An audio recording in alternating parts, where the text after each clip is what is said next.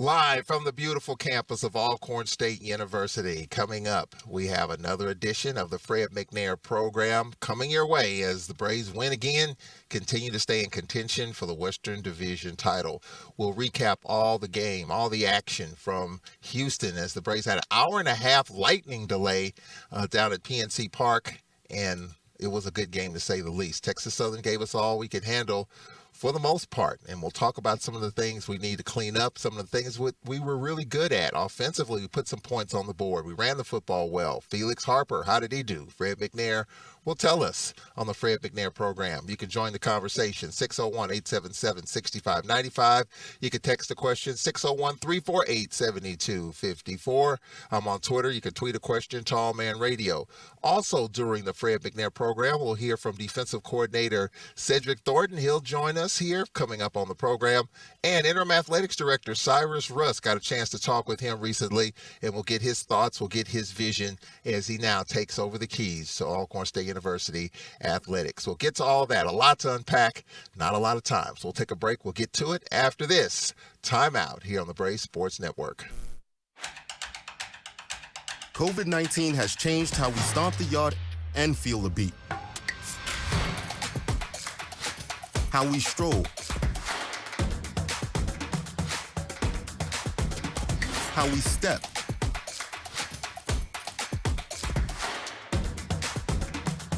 How we show our pride. Now it's time to take the first step that lets us get back to strolling instead of scrolling.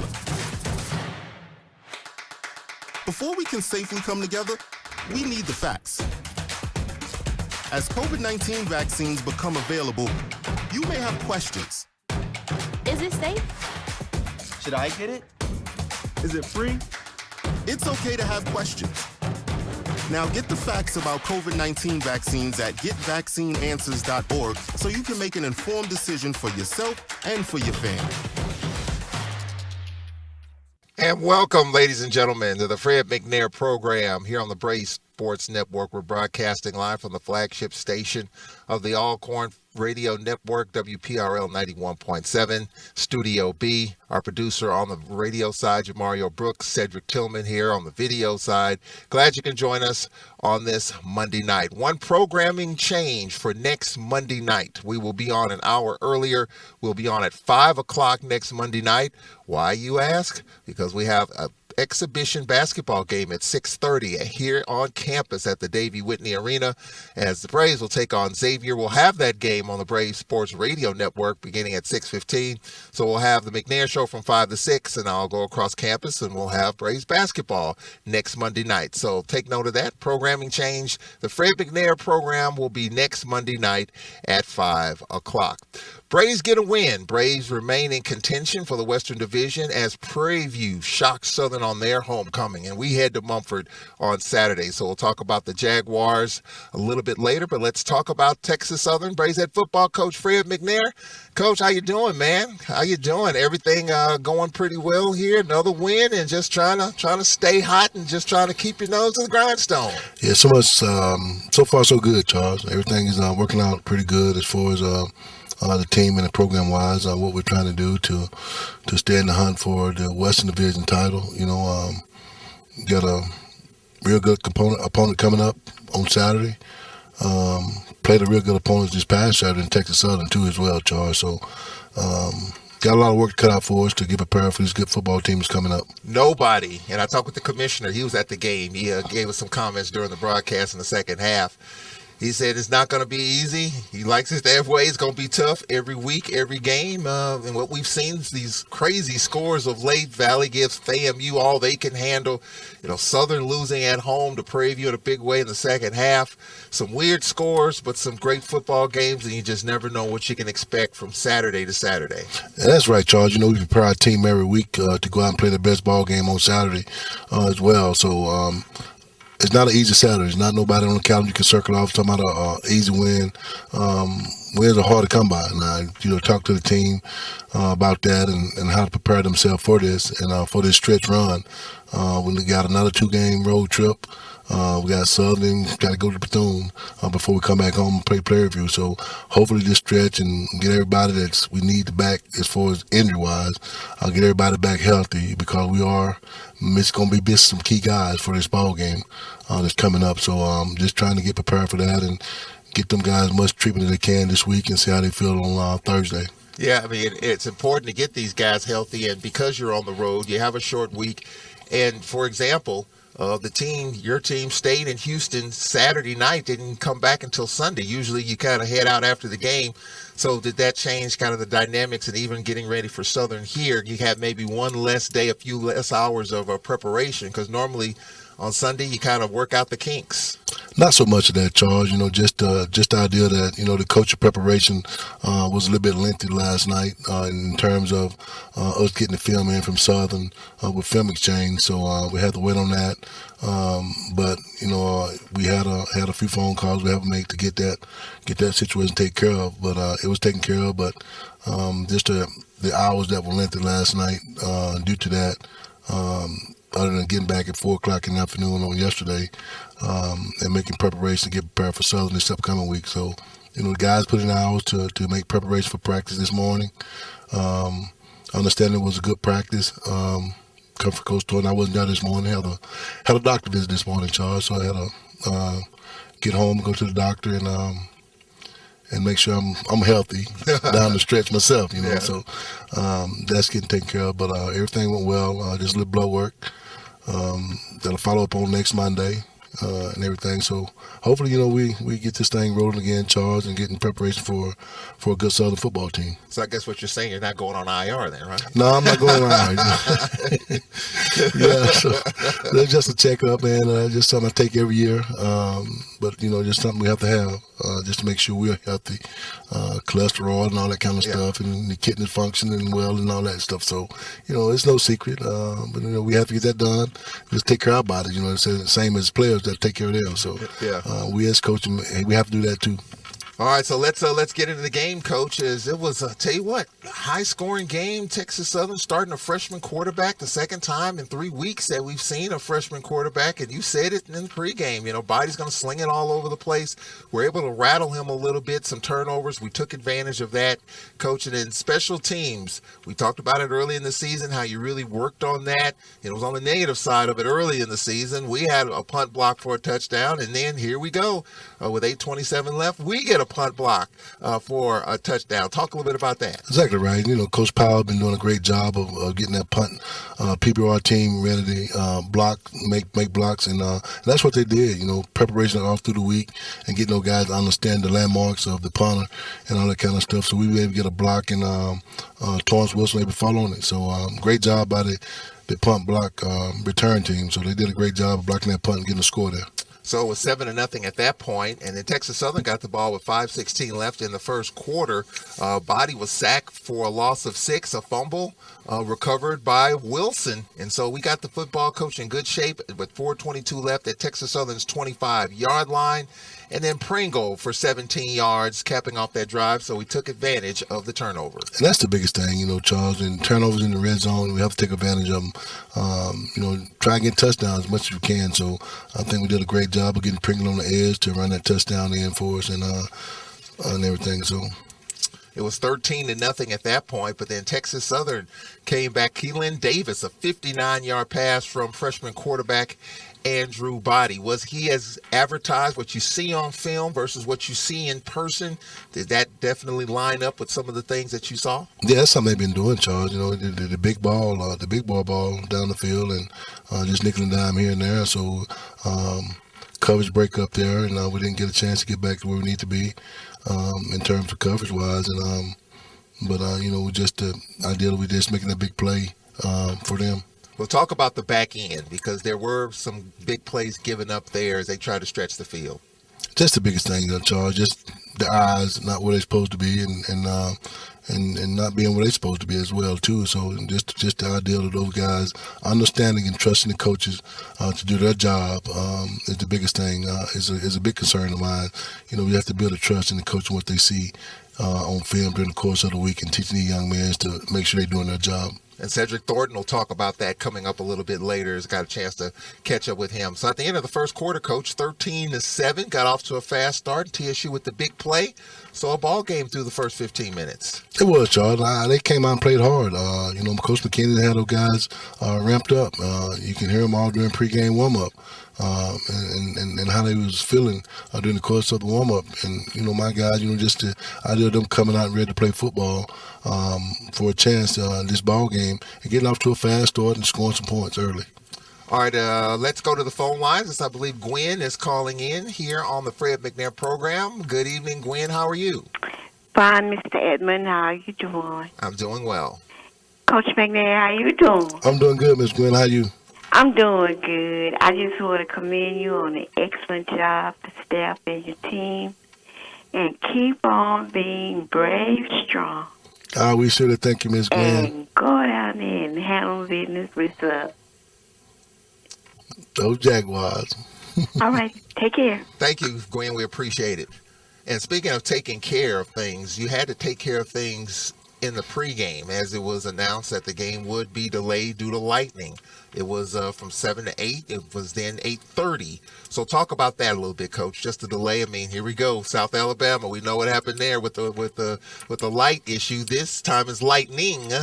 And for those who might not know, you can play a game through a rainstorm. We saw that last night in San Francisco in their game. It was a lot of rain. You can play through that, but lightning you can't.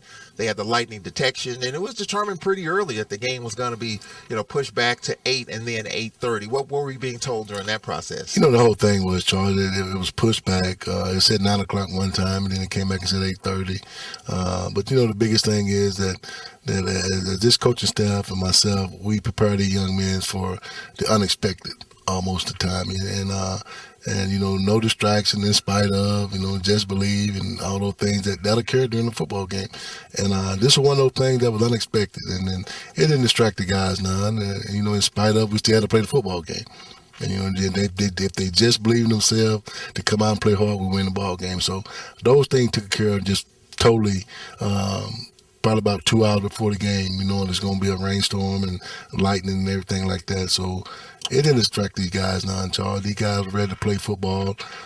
We've been through that before, South Alabama. I mean, things happen, and I guess this football team have to expect the unexpected sometimes, and that's what they've been doing so well. These guys, they really mellow. They don't let nothing bother them, and they just go with the flow, and when it's time to play, we get out on the field and we play football. Was it antsy down in the locker room because you got that built up energy just wanting to get out there, and you couldn't get out there because once there's a lightning delay, the stands are cleared. You got to stay in the locker room. How is it down there? Was it calm, cerebral, antsy, jumpy? What was it? It was calm. I think the guys knew what was going on in terms of not being able to play on the 7 o'clock time. So the biggest thing was, just to get those guys ready to play. When the referee told me we was going to be able to go out in pregame. So the guy was all taped. They was fully dressed, and they were just waiting. So I don't think it was a big distraction in terms of them being antsy or anxious to get out on the field. Once the time comes, they were going to get out there and play.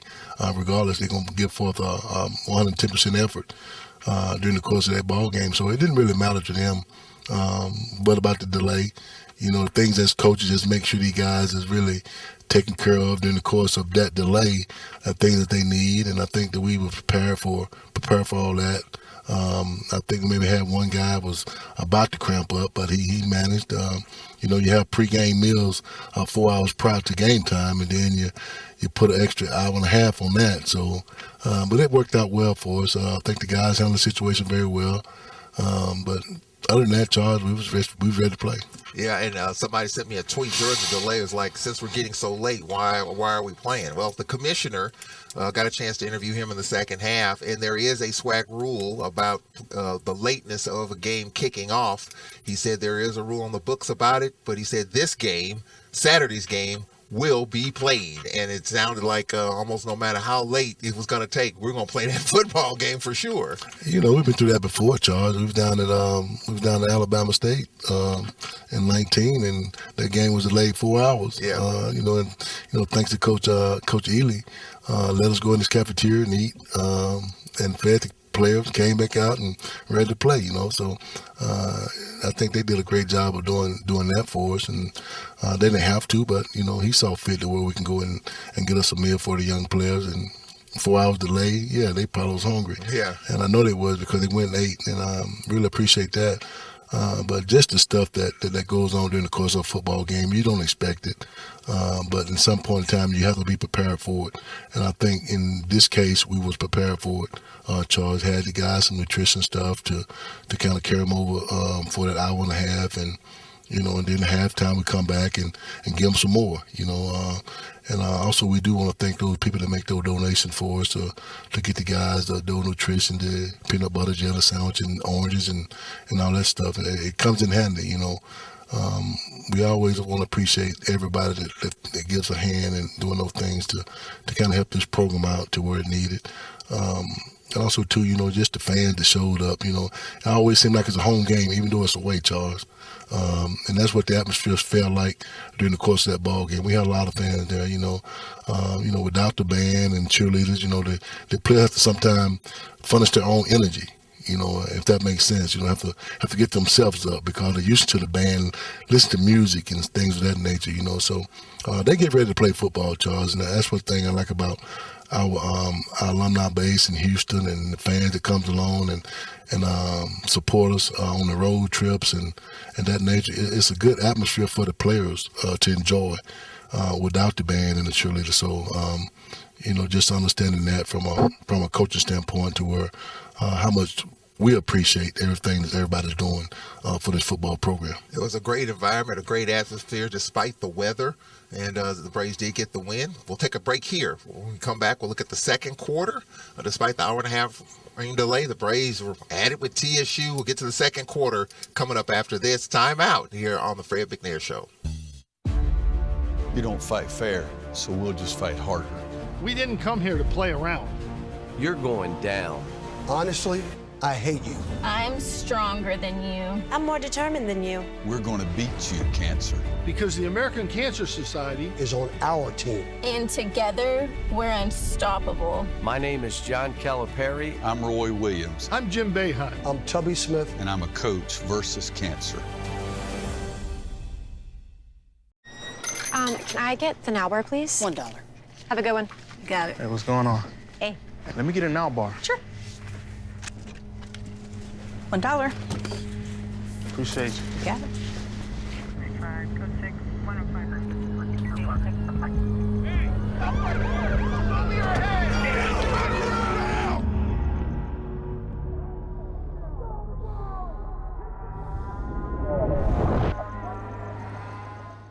Fred McNair program here on the Braves Sports Network. This program is being streamed live on the WPRL Facebook page live. You can check it out anytime you want.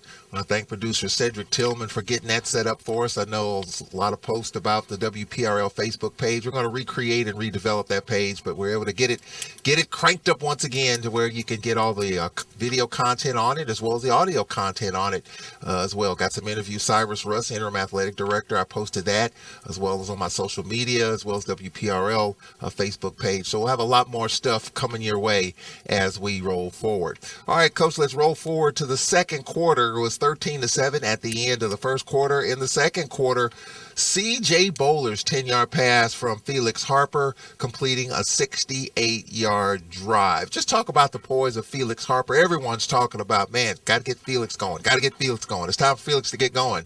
How would you assess Felix Harper's performance? I know last week you said you had a long heart-to-heart, man-to-man talk with him. Is that starting to pay off here? I'm more critical at that position, Charge, than any position on the football field. I always critique the quarterbacks as the hardest. And, just his performance this past week against Texas Southern, I give him a grade to where they understand that, that I'm a very hard teacher from that standpoint. I don't give him good grades at all, So he played an excellent ball game, Charles. He was very calm and did the things we asked him to do, and that's the thing that they're gonna get him back to Felix Harper back in 19. So I think he's making strides to perfection. He's doing the things that Coach Gray asked him to do and understanding what we're trying to get done from that standpoint. And a great pass to him to C.J. Bowler on that 10-yard touchdown pass. And that capped off a 68-yard drive to put the Braves up 20-7 at that point. But then Texas Southern went 70 yards. Coach, a big play there, set up Ja'Cory Howard 1-yard run. It was 20-14 at that point. So, look, we're starting to create some separation, but the big plays there. Talk about the pressure we were getting on this freshman quarterback, the defensive line pressure up front. I tell you what, the quarterback he played a steady ball game, Charles, and he played well enough for Texas Southern to be in contention of this ball game. And I thought that we did some things to get to him, but I wish we could have got to him a little bit more. They did a lot of quick game stuff, and they launched some long passes on us, and those are the things that we can't give up, the big plays. And we talk about that all the time during the course of the week. You can't give up the big plays. If they're going to sustain a 70-yard drive, let them do that. They'll make a mistake soon enough. So, but they made a couple big plays on us, and they were able to capitalize on that drive. Tell you what, when you look at this quarterback body, he made some big plays, but he also made some big mistakes that we capitalized on. Backwards passes and putting the ball on the ground, high snaps. Just you could tell when you're dealing with freshmen, and I hear coaches at every sport talk about it, it's great when they learn quickly, but that learning curve sometimes can be tough. You're going to get the good stuff, and then you're going to get the other stuff. And so the patience that you have to have with a freshman. We had a freshman, John Gibbs, who started at quarterback for us years ago, 4-year starter in this conference. Just the patience you have to have with a freshman quarterback or a freshman period at certain positions. Talk about that. If you're going to really build a program from the ground up, Charles, that's what you want to. You want to start with a freshman quarterback, but understanding too. As a coach, that they're going to make mistakes. They're going to be freshman quarterbacks. It's not going to be a point in time where he's going to make a senior decision. He's going to be a freshman quarterback. He's going to make great decisions as well. I had John Gibbs. I coached John Gibbs for 4 years here at Alcorn, and he started him as a freshman. There was growing pains, but we had to stick with him in order to build this program the way we want it built. And I thought that we did a great job of doing that, developing him. And some of these other quarterbacks we had, Lenore's Footman as well. I got a chance to talk with John after the game. John Gill was at the game. I got a chance to talk with him and just kind of embrace him for a while, Charles, and then just let him know that I'm still here, still care about him and everything. So it was good. But just building a freshman quarterback, that's what you want to do for a long-term deal, Charles. Now, if you want just a quick fix, you go and find a transfer quarterback or a JUCO quarterback to come in. But at the same time, it's a learning curve for them as well. So if you want to do it right, I think they're on the right track of what they're doing with Body. Was with 20-14, and then Texas Southern added a field goal, coach, towards the end of the first half at the horn. It was 20-17 at the half. You say you're pretty calm at the half. You jumped out fast, 3-point game at the break. What was your comments, if any, to your team at halftime? The biggest thing was just like the pregame show, like the pregame meal. After that pregame meal, I just told them, just put it all on me. You make mistakes, blame me for it. Just put it on Coach McNair, because I understand what these coaches teaching. I understand what they're doing to get the young men to do right as far as what they're being taught during the course of a football game. And during that time, I just felt like that if they was gonna make a mistake, it's gonna be my fault. I just really wanted to do that. And in terms of that, and at halftime, I just told them the same thing. We got 30 more minutes. And whatever you do out there at this second half, just put it on me. Put it on Coach McNair. And I take the blame for every mistake, every excuse that you have. And that's what I told the guys at halftime. So they came out and played a whole lot better the second half, Charles. They executed a whole lot better. Defense kind of rallied up and played hard. That's one thing about this team. They're gonna give 110% effort, Charles. They're gonna play hard as they can, and the biggest thing is that at the end of the day, it's all said and done. When the clock hits 0, just understand that if you gave all that you could, you did your job. I've talked to many a coach, Coach McNair, in every sport, at a bunch of schools. I've never heard a coach say, "Put it on me. It's on me." You've taken some kind of ownership for it. I mean, because you get these guys ready. The staff gets these guys ready. You would love to put on a helmet and throw the football if you could, but just for you to take the brunt of that weight. Some coaches do, some don't. I mean, yeah, it's just the way it works. But for you to take that in this situation, in a tough game, hour and a half delay and all that, that says a lot about how you have the relationship with your players and how you put it on yourself. The biggest thing when you build a relationship with football players, Charles, it's the trust factor.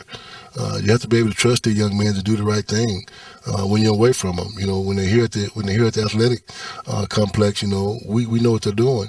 But when they're away, you have to be able to trust them to do the right thing, and that's why I talk about all the time, doing the right thing. So, at that time, if it was going to be some mistakes, it was going to be on me because I'm responsible for the coaches. And the coach responsible for what they're teaching the young men. So we know day in, day out what we're teaching the young men. And schematically, it's up to us coaches to get them to do the right thing. So everything they did during the course of the ball game, if it was a mistake, it was on Coach McNair. So I want them to understand that and just have ownership on that, Charles, and that give them some sense of responsibility, saying, okay, we can't put this on Coach. This as much as our fault as it's theirs if we're not doing what we're asked to do. So I thought that was big, and I meant that, Charles. I wanted them to put it all on me. Mistakes, excuses, bring it to me. But I think they did a good job responding and coming back and fighting the second half and putting this game away like they're supposed to. Speaking of the second half, we'll get to the second half recap coming up after this timeout here on the Fred McNair program. We'll be right back.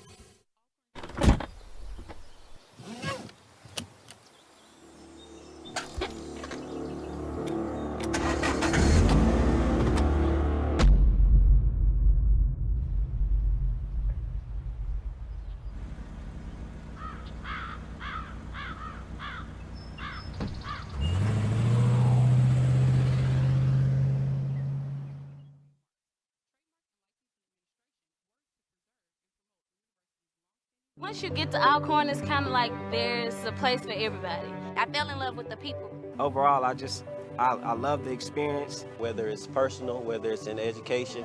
Anywhere you turn, there's always a helping hand. People just going up and asking you, hey, are you new, are you lost, and taking an interest. I would tell students if they want to be challenged, to learn and grow and be in an environment that is nurturing, in a place where they're not just a number, where people know you by name, then I would tell them to come to Alcorn. Fred McNair program as we look at the third quarter recap.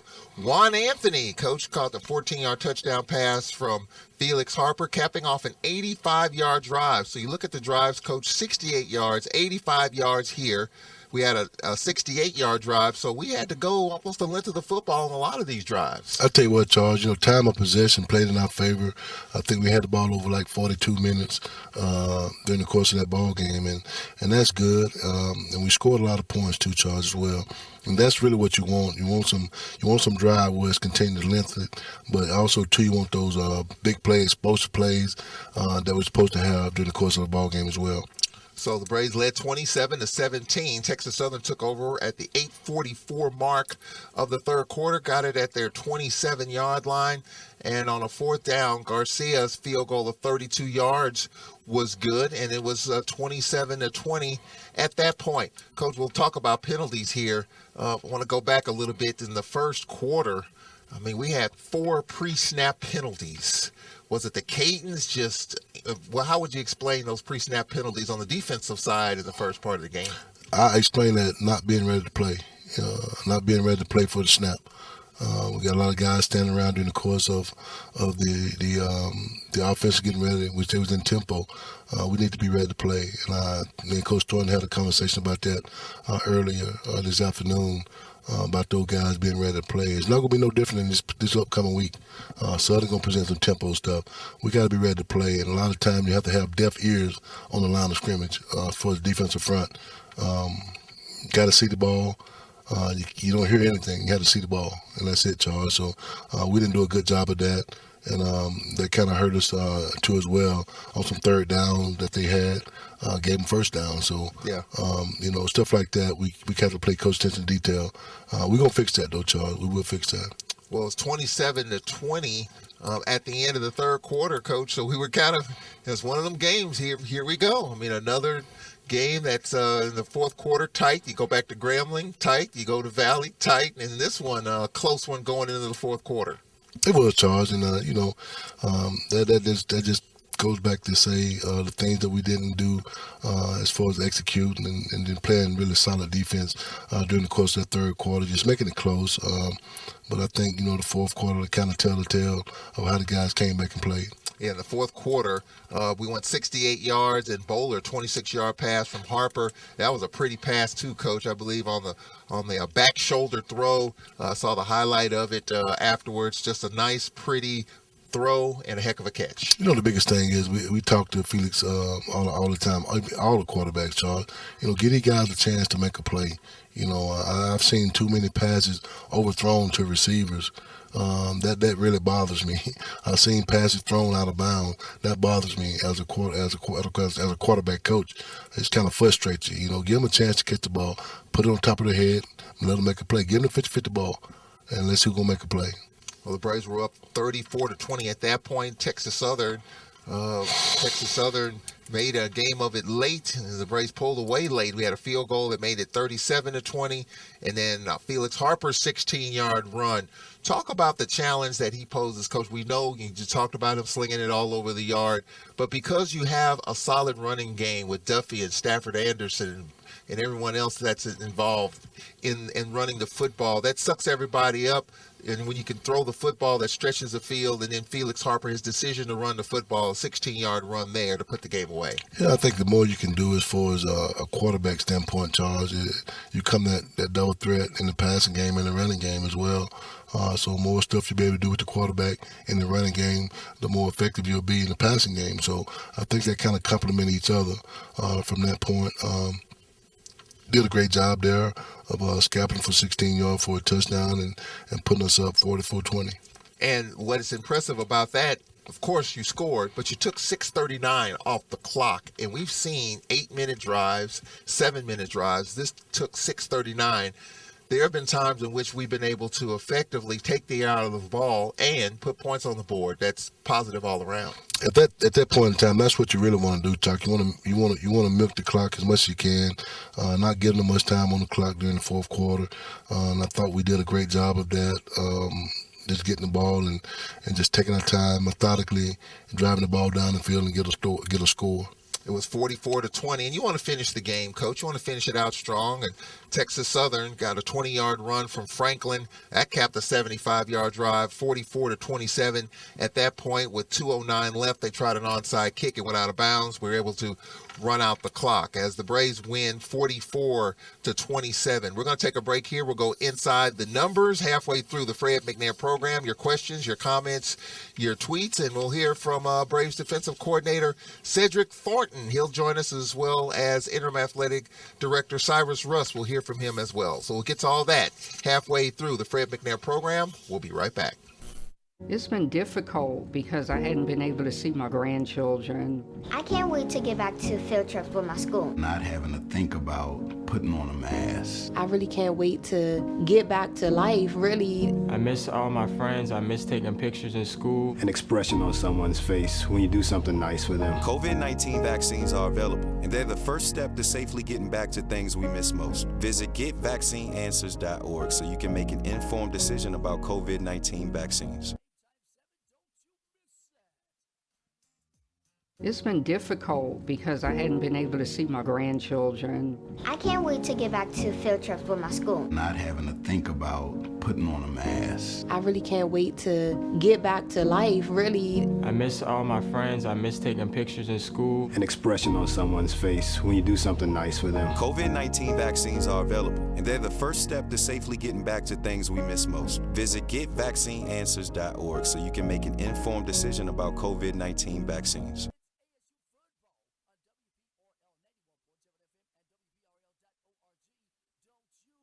Miss it.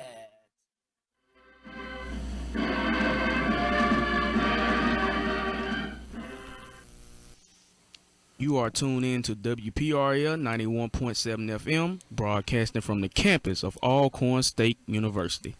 All right, halfway through the Fred McNair program, you can join the conversation, 601-877-6595. We got some texts we'll get to, 601-348-7254.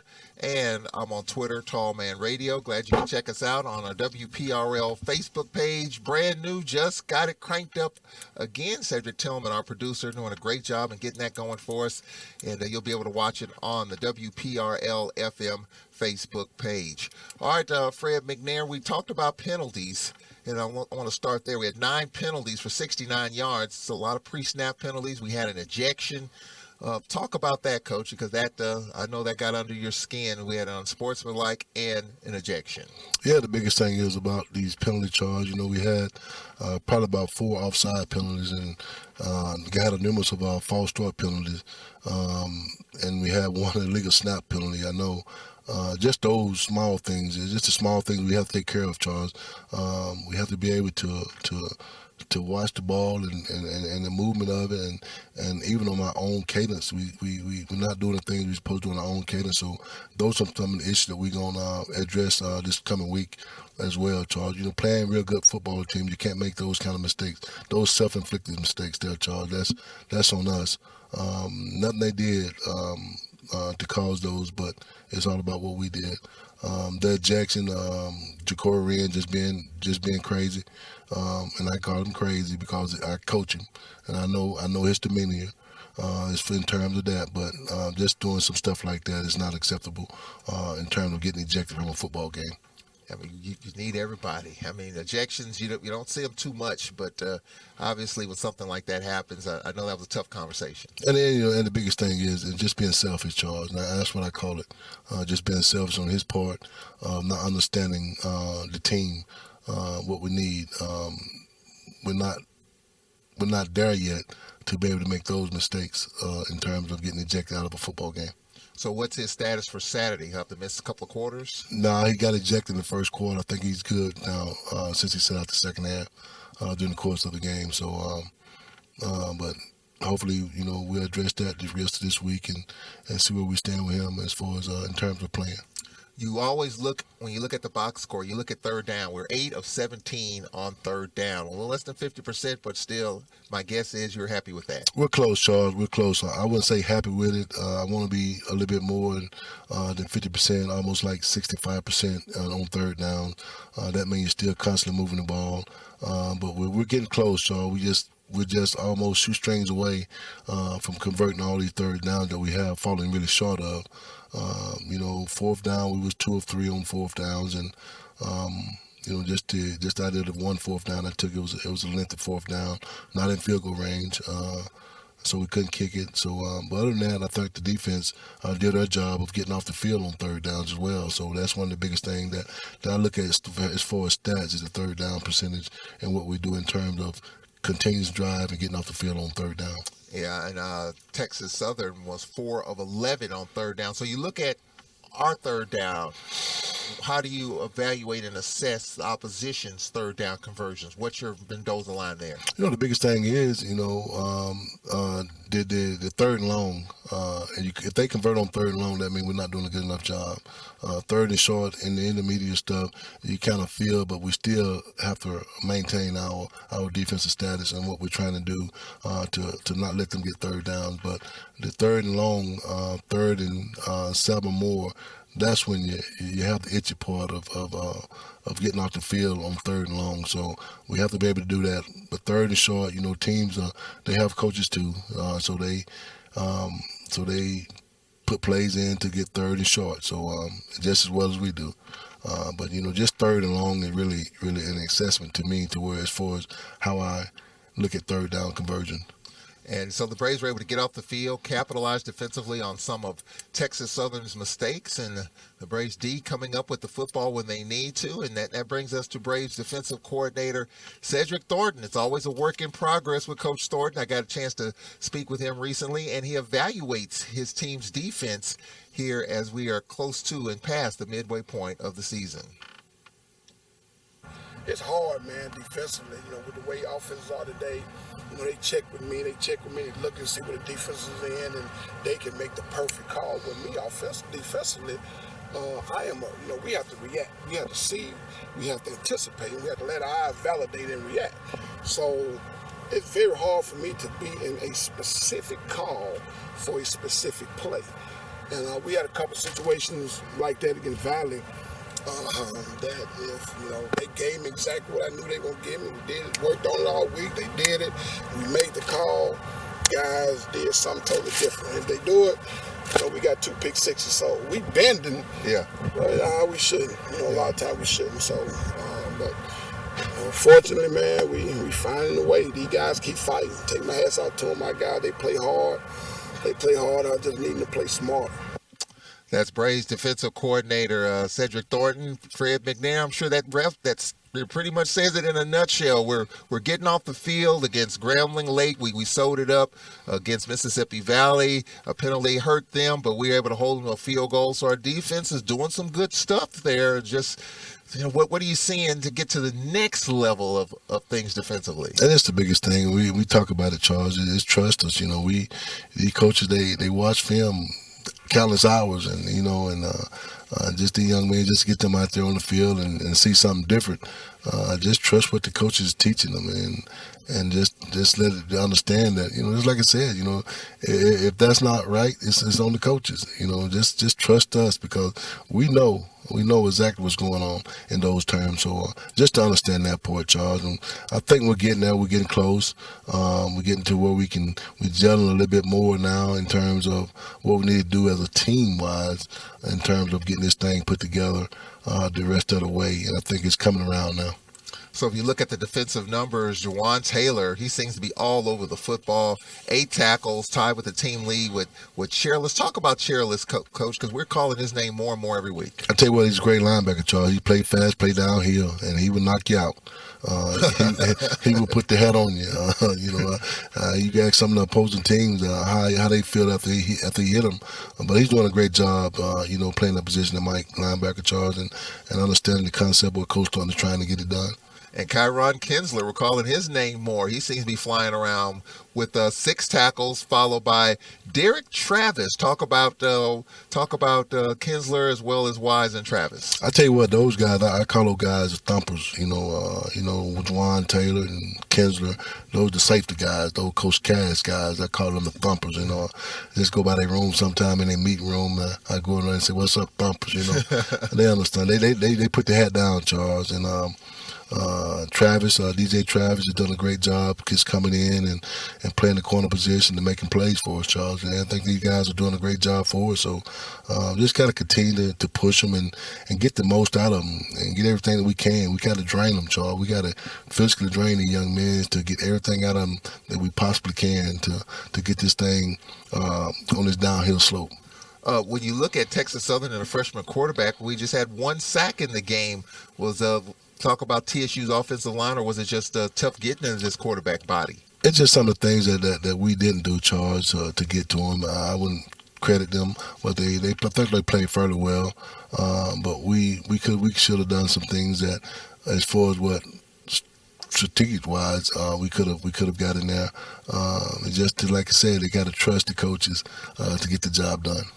Offensively, 23 of 31, 211 yards, 3 touchdowns for Felix Harper. A running game, got that cranked up, Coach. 229 yards running the football. Stafford Anderson, he got a lot of carries. He toted the mail quite a bit in the first half. Was that by design there? Well, we always put Nico and Stafford in, try to get him in the plays we can, but just understanding what we're doing with Nico and getting him to understand, that kind of banged up, but he can still tote the load. So he did a great job of 13 carries, 53 yards. He got the most of it, Charles. So these guys are constantly working together in the running game to be efficient enough to where we can open up the passing game as well. One of the things I've talked about with other colleagues, and of course, offensively, you have to be successful running the football if you want to have a chance. And I look at the other teams in the league, and I think you're seeing a little bit more of it now, and we'll just get your thoughts on it.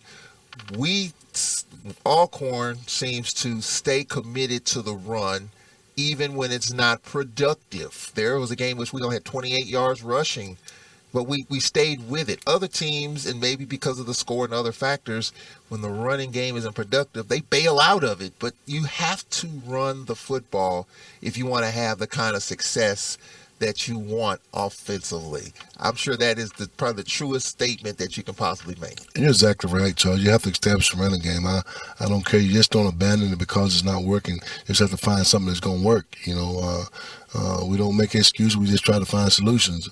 And that's what Coach Radden and the offensive staff have been doing in the course of this year, being able to run the football efficient enough to open up the passing game. So we have to continue to do that, run the football, and find ways to run the football. So when you look at the receivers, Bowler, 7 receptions, 98 yards, 2 touchdowns. Nico Duffy, 5 for 63. And LaCharles Pringle, a couple of receptions in the ball game as well. So, Coach, you look at special teams. Quinn, talk about that on the kick on the field goals. Well, it's not Quinn. It's Noah. Noah's our kicker. And Noah has done a great, solid job. He missed the extra point, and also he missed a field goal during the course of this game.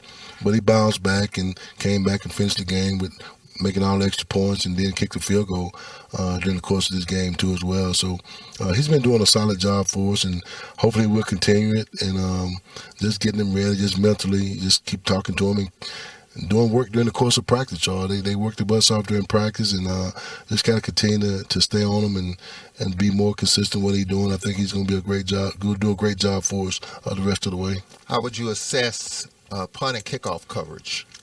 It was good. It was good, Charles, considering, we had a couple touchbacks and the punt was good ball placement. I think these guys really catching on what we're trying to tell them in terms of ball placement, I think, Charles. So ball placement real good. We was able to run down and rally to the ball on kickoffs, and the punt was great. Didn't have, I don't think it had no return on the punts, but we had one punt that was returned for 16 yards, but I think the guys really ratted around and got him down. So doing a pretty good job on special team now. Hats off to Coach Powell and the special team group that we're fighting with every day to make sure we get things done the proper way. Yeah, I tell you what, Coach, we played this thing the proper way. Hour and a half delay.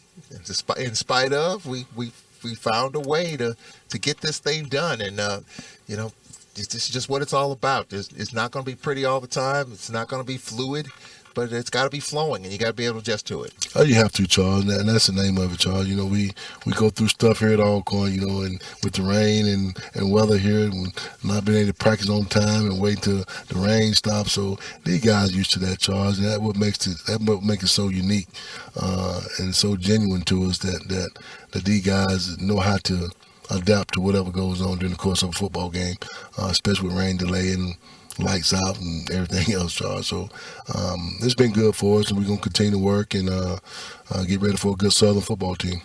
We're going to take a break here. We'll get to the text and tweets. We got some of those that have come in, and we'll look ahead to the Jaguars of Southern University as we head to Mumford Stadium. Man, what a shocker of a score from Mumford on their homecoming on Saturday as they lost to Prairie View. I didn't see that one coming. We'll take a break. We'll be right back after this on the Fred McNair Show. Freedom.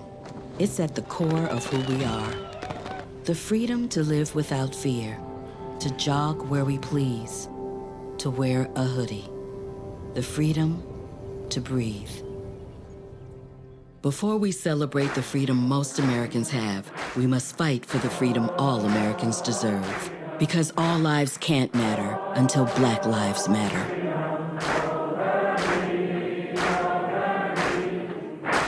Honey, what I think you need is a socket wrench. I played JV basketball. I'm sorry. I don't think it looks right. This is good, and it's all good, baby. Is it really all good?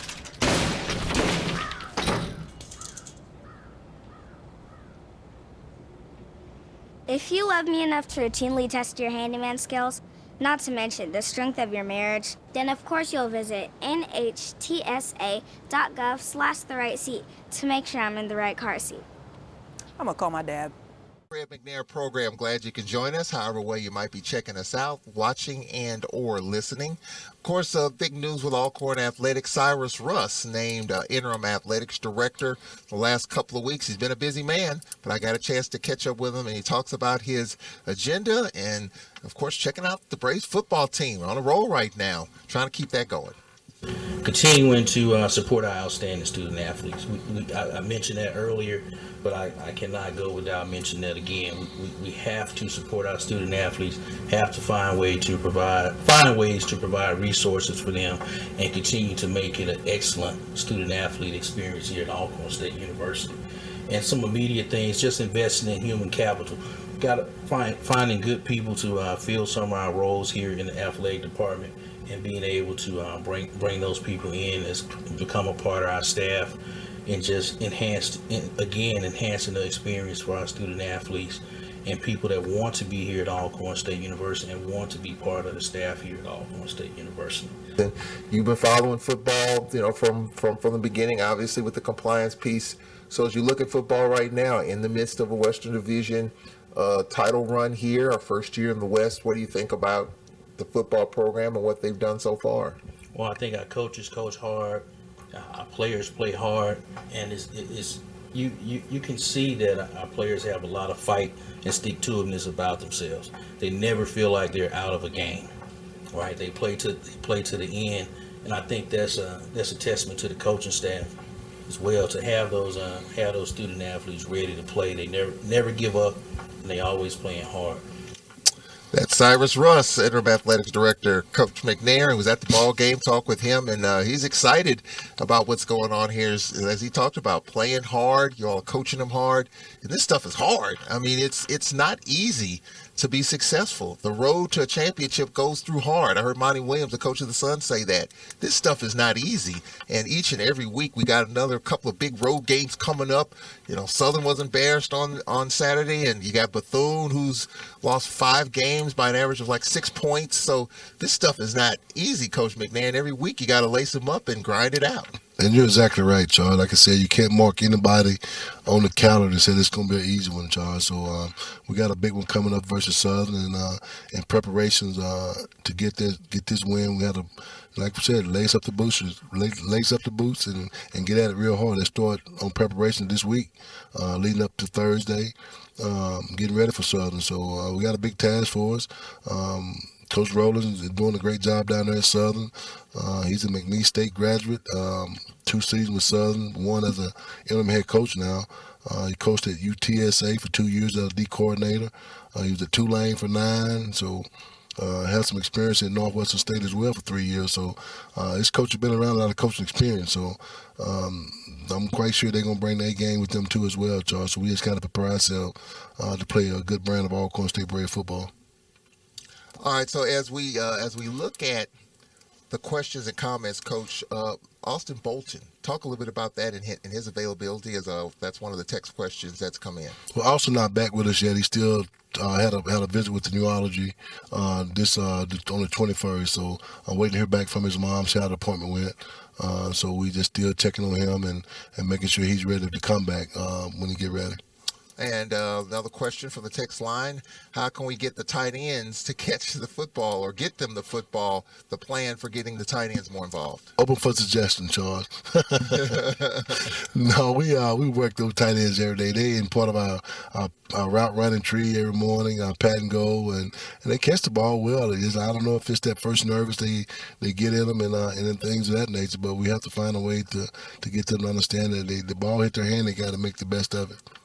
Another question from the text line about Southern University stopping their running game. They've got a pretty good freshman running back that ran for 226 a couple of weeks ago, and they have a pretty good tight ends game as well. Talk about the strategy there. Oh, it's big, Charles, and I think we got our work cut out for us there too, as far as being able to stop the running game, and we just got to play solid up front, understand what they're trying to do as well.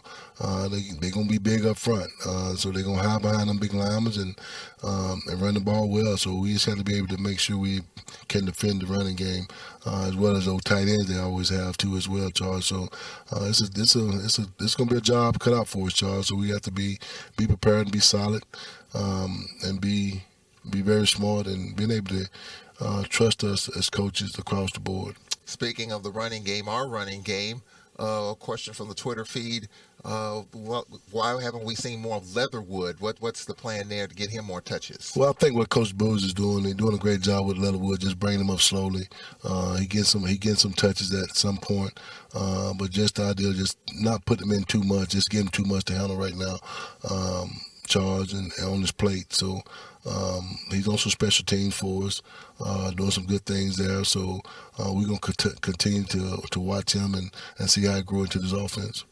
All right, so we appreciate that. Questions, the text line, it's open all the time, 601-348-7254. And you can tweet a question anytime as well. The Twitter feed, Tallman Radio. I'm so used to the phone numbers, 601-877-6595. If you want to give us a quick call.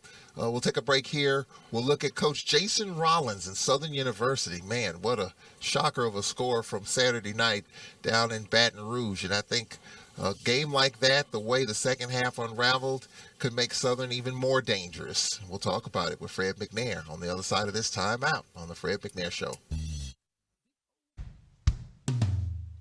Hey world, I have a quick message. It's about safe driving. All right, let's go. Anytime you're driving, have the seatbelt buckled tight, both hands on the wheel and your phone out of sight. When not in your hand trying to text somebody back, because if you do, your car might get smacked. The moral of the story, just put your phone down. The people on the road will stay safe and sound. Put your phone down, put your phone down. People on the road will stay safe and sound. Yeah.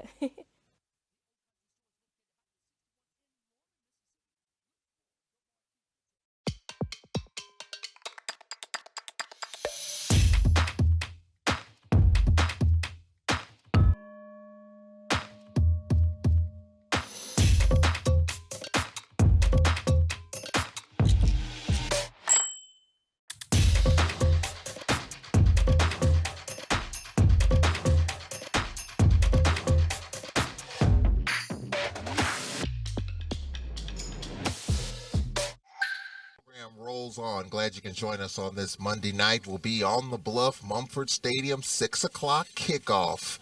The Brazen Jaguars. Let's go to the phone lines. Blake joining us on this Monday night. Good evening, Blake. How are you? I'm doing pretty good, Tall Man. How you doing, Tall Man and Coach? I'm doing good, Blake. Coach, my question is, have our offensive playbook took a step back, in a sense, or we're studied gelling as a team due to the time off that we had during the spring and last season? No, I think what we're doing now as an offense is making sure that these young men understand the concept of what we're really putting in. I think we did kind of scale back this past week of some of the things that we was doing, just so we can get our quarterback in a situation where he's really comfortable with the game plan. Because I think that at some point in time his eye was everywhere and not where he's supposed to be. I think Coach Gray done a great job of making those adjustments in terms of him being able to see what he needs to see and make completions. So I think this week he really improved on the things that he needs to improve on. But no, our playbook hadn't really took a step back. Just some of the things that we're doing in terms of preparation for our opponent kind of changes a little bit in terms of things that we can do. And with that being said, Coach, you kind of hinted on it with Stafford, Anderson, and then mixing in the rotation with Nico. A lot of times it seems like we're trying to run Nico up the middle, but it's almost, in a sense, when just watching the game, if the line don't open up a hole, is it plays that you're going to run more with Nico going on the outside as a short pass because he's very elusive on the outside, but it seems like Stafford would be better used as well as Leatherwood as our short yardage backs? Yeah, you're absolutely right in some sense of it. But, tendency-wise and tendency breakers, if you continue to do that, teams will catch on to what you're trying to do in terms of that. So we have to be able to mix and match with those running backs where they want to run, where they want to run Nico inside. And I think what Nico done this past year, this year alone, will get tougher inside because a lot of times in 19 that he wouldn't run, we wouldn't run him up the middle, but he done got tougher, and especially in the pass protection and things he's doing in the pass protection. I think he's one of our best pass protection blockers from a standpoint of his weight and everything, but he's doing a great job in that. But yeah, in a sense, you could be right in terms of outside and inside, but these guys can run anywhere between the tackles and outside the tackles. It's not one play is given to where we run one player outside and not inside. So we have to still stay on the course of what we're doing offensively to kind of keep team off balance of what we're trying to do. Definitely not trying to put you on the spot, Coach. Enjoyed you all taking the time out. And I don't know if you remember me, but during the commencement, after the commencement ceremony, I'm the young man that talked to you at the vendor booth with my sister. We stood and talked. But, Coach, we love you. Keep doing what you're doing. And we know the Braves are, they're playing A1 football. So we support you. And I just wanted you to know that, Coach. Love you to death. We appreciate you, Blake, man. Appreciate y'all. All right, Blake. Thank you very much. We appreciate your call. All right, let's dig into Southern University, Coach. And, of course, I'm pulling for the Braves all the time. When we're not playing, my alma mater's Grambling, pulling for them. And they were off last week. But I follow the ebbs and flows of SWAC games, and I'm on a show in which I do a little bit of predictions. And I didn't see this Jaguar team losing the way they did, giving up 34 points in the second half against Prairie View. It was the game of the week in the conference. And, when you look at Media Day, when you go back to Media Day, you circle 4, 5, 6 games in the conference that are the marquee games. And that's one of them, Southern Prairie View. It's a big rivalry. And for that to happen, the way that it happened, it's shocking. And the Jaguar Nation's up in arms still today, 48 hours later. But like I said, leading into the break, I think that's what makes them more dangerous to me. And watching Southern for so long, when their backs are against the wall, they play better. And if you saw 2 years ago, I think they lost early on, and then they won out. They beat Grambling and won the West. It's a little bit different this go around. I don't think they're going to win the West. They got 2 losses, they both in the division, so it's going to be tough. But they've got the top 4 teams in the conference. Grambling, they've got Florida A&M coming up. They've got us coming up. They got Jackson State. Top 4 teams in the conference to end the season. So it could get crazy if things don't go right. And that's what makes them dangerous, Coach. The fact that they're going to play with everything they have. They're going to pour their hearts out into this game because they want to prove that last week was a fluke. And that's what makes them dangerous, especially down there at Mumford. And that's what's so good about this league, Charles. That everybody every weekend is more competitive. They're putting on their cleats and lacing them up and playing hard, and they're fighting. And a lot of times in terms of those games where a lot of points being scored in the first half or second half, you have to look at the turnover battle. You have to look at things like that. I'm quite sure that there was some turnovers during the course of the second half that kind of offset that score that way. But offensively, I think that every team is producing points off turnovers, and that's what we have to try to do as well. We create turnovers. We have to make sure we score off those turnovers, win the turnover battle, and you score off those turnovers. And I think that what we're doing on defense with the defensive staff is creating turnovers. And you saw in the Texas Southern game where we had 3 turnovers. And that's the biggest thing. You win the turnover battle and you create points off turnovers, you're just about going to win the ball game. You can't make any mistakes on good football teams. And so you look at this good football team in Southern. I still think they're a good, football team. Just Saturday in the second half just got away from them. So you look at the quarterback position for Southern University. It's been kind of back and forth. I'm Ladarius Skelton. He just scares me. And I know some people in the Jaguar Nation disagree with me, but I think Skelton, we've seen him, 3 years now? I mean, what he can do in the RPO, you have to account for him. But Glendon McDaniel stepped up 14 of 22. He's the guy right now for Southern. He had 114 yards. So when you look at the quarterback position, we could have a 1-2 punch there. And I think we will, Charles. I think that's something that we have to prepare for during the course of this week. When they bring Skeleton in, he's going to be a runner more than a passer. And you look at McDaniel, where he's completing a lot of his 65% of his passes. So he's a real good thrower. So we got our work cut out for us. We got two things we got to do. We got to stop the run and stop those two quarterbacks that's going to be able to pass and run it. Skelton's got the legs, but McDaniel can push the ball down the field. So you look at the running game, Coach. They had 130 yards on 41 carries, averaging just 3 yards a carry. 2 weeks ago, they had a freshman by the name of Kobe Dillon who rushed for 226. Saturday, he just rushed for 56 against Prairie View. And that's what worried me, is the fact that they're going to really feed this guy in Dillon. What do you see in him, and what we got to do to slow him down? He's a strong runner, Charles. Nevertheless, what we have to do to stop him is tackle.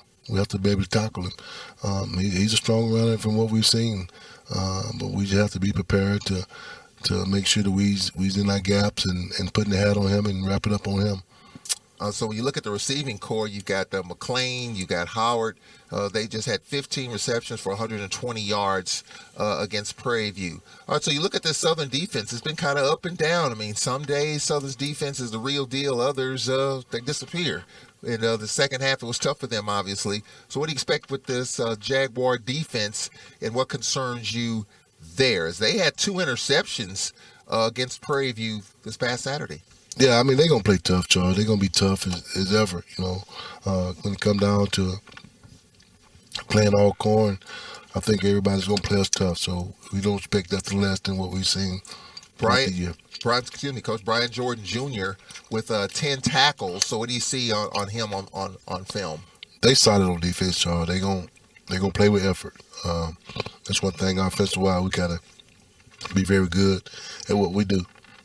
You talked about the film exchange, Coach. I mean, that's something that the coaches don't talk about a lot. I'm sure it's a process for that. You get the film. It's uploaded nowadays. There's none of this putting it on the bus and sending it to the other school. That's the old way of doing things. Now it's pretty much automatic after the game within a few hours. What's the process for that in terms of the film exchange? Pretty much, all the film have to be exchanged by 6 o'clock, Charles, and I think there was a little bit late on there, so we got it done, and guys got it broken down, and been able to watch it now. All right, so here we are, Coach, as we wrap it up. Big game here, and again, we see the best of Southern with their backs against the wall. And clearly the Western Division, going to back-to-back Western Division championship games, not in their sights this year unless Prairie View completely falls off the wagon.